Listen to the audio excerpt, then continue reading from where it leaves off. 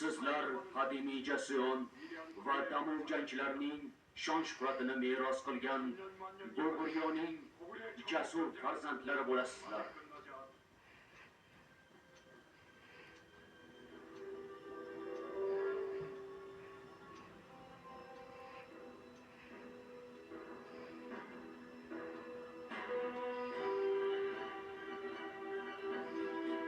Ming yillik tarixga ega imperiyani tiklash uchun urush endi boshlandi.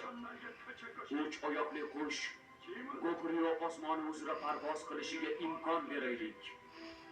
So'nggi nafasim qolgunicha sizlar bilan birga kurashib, dushmanni batamom yakson qilishga va'da beraman.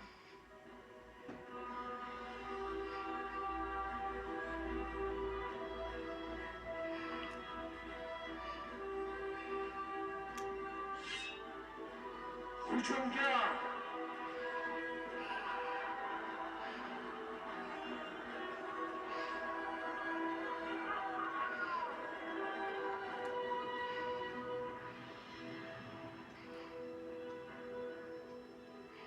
Sasion Jolbon qabilalari bilan janubga ko'chib kelgach, Milyu Michuholga, Onyo Hananbiyga joylashadi.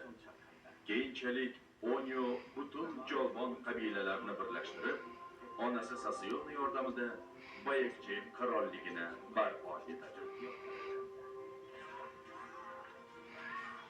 Daisoning Jumonga bo'lgan husumati ko'p yillar davom etadi.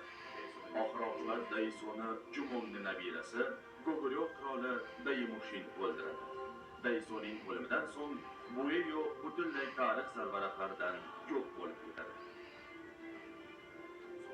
Qirolicha Sasion ketganidan so'ng qirol Jumon o'zga hududlarni qo'lga kiritish uchun ko'plab urushlar olib boradi va Go'g'iryoga ulkan shon shuhrat olib keladi. O'z o'g'liga Uriga topshirgach, 40 yildan so'ng Jumon olamdan o'tadi.